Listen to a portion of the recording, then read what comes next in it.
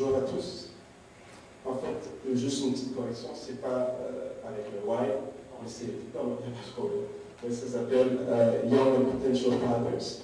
C'est un organisme qui travaille avec les jeunes pères, les jeunes qui ont le potentiel d'être pères.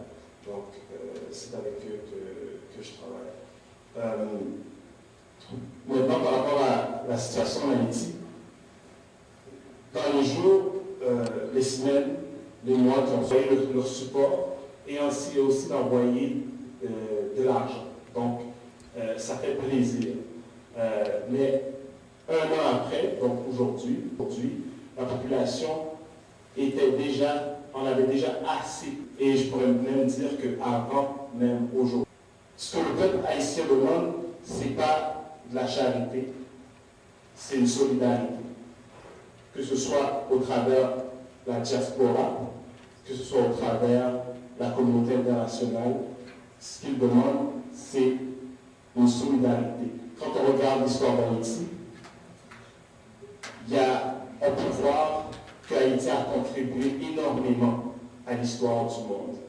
Que ce soit l'histoire récente, que ce soit l'histoire passée, Haïti a contribué beaucoup à l'histoire du monde. Et je sais que, malgré tout, les Haïtiens ne vont pas arrêter. Les Haïtiens ne vont pas abandonner. Parce qu'en bout de compte, ce qu'ils recherchent, c'est la paix, la justice, l'équité, la dignité, le respect. Voilà les choses pour lesquelles le peuple haïtien constamment sort dans les rues et demande le changement. Il y a l'auteur Edwidge Danticat qui a dit « Despite the resilience and survival of the living, there is still a lot of suffering in Haiti. » Je le répète.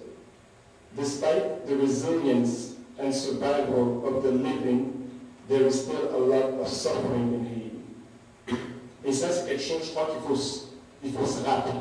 Il faut toujours se rappeler.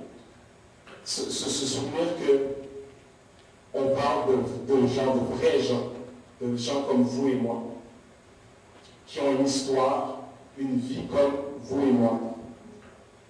De ne pas penser ou de ne pas vouloir faire le lien avec les images qu'on voit, ces images qui sont malsaines à la télévision, dans les médias, ces images qui sont malsaines, ces images qui sont irrespectueuses, ces images qui sont dégradantes, des images qui nous déconnectent de la réalité.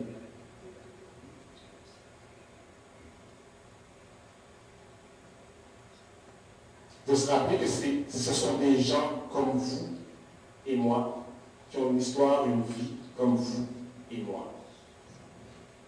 J'ai eu la chance, j'ai eu l'opportunité cet été d'aller en Haïti.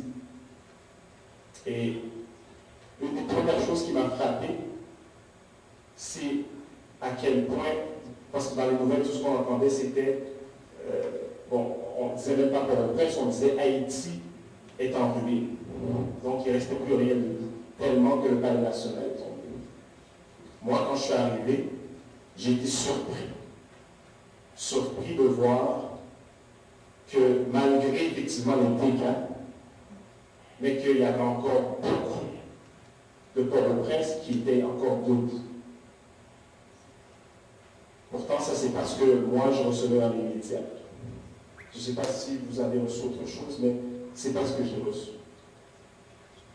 Et je vous dis ça, pour moi, c'est significatif, on pourra dire que de un, bon, Port-au-Prince c'est pas Haïti, mais deux, le peuple que j'ai vu marcher dans les rues, malgré tout, marchait la tête haute, marchait fier.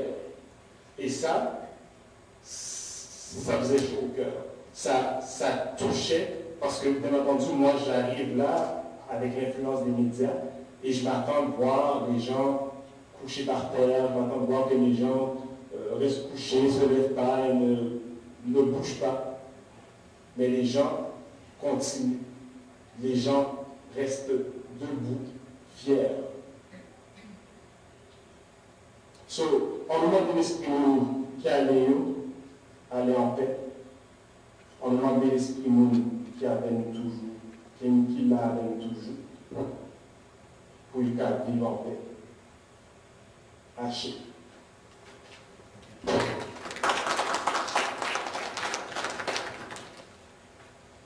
On va distribuer chacun une bougie et à la mémoire des 300 quelques mille personnes, parce qu'il y en a beaucoup qui sont morts et dont on ne saura jamais le nom, qui sont morts et dont on ne saura jamais s'ils sont morts.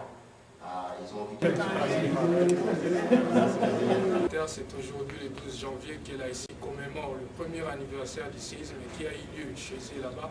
À ma gauche, j'ai mon frère qui doit se présenter. Est-ce que tu peux savoir votre nom? Ouais, bon, moi c'est Adrien Brunal, je suis directeur d'un programme qui s'appelle, en fait c'est en anglais, Young and Potential Fathers. So, jeunes pères et jeunes pères potentiels. Peut-on savoir le pourquoi de cette rencontre de ce soir? En fait, c'était pour commémorer le premier anniversaire du tremblement de terre qui s'est passé le 12 janvier 2010 en Haïti. Donc c'était un peu pour commémorer ceux qui nous ont quittés et commémorer aussi ceux qui sont encore là et qui continuent de vivre et de continuer la vie. Que le message que vous pouvez adresser au peuple haïtien qui auront le temps de suivre ces entrevues? Donc je livre mon message au peuple haïtien. Ce que je veux dire au peuple haïtien, à mes confrères et consoeurs en Haïti, c'est que je suis énormément fier d'être haïtien, je suis énormément fier de vous. J'ai eu la chance de voyager dans le pays cet été, à l'été 2010, et j'ai été impressionné et j'ai été ravi parce que j'ai vu malgré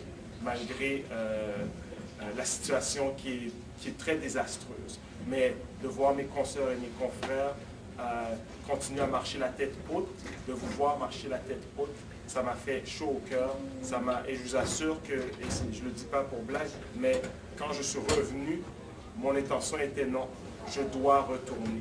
Donc j'ai décidé que autant que je peux, je retourne au pays, et si je le peux d'ici 10 ans, je déménage à la maison. Maintenant, est-ce que je vais le faire vraiment?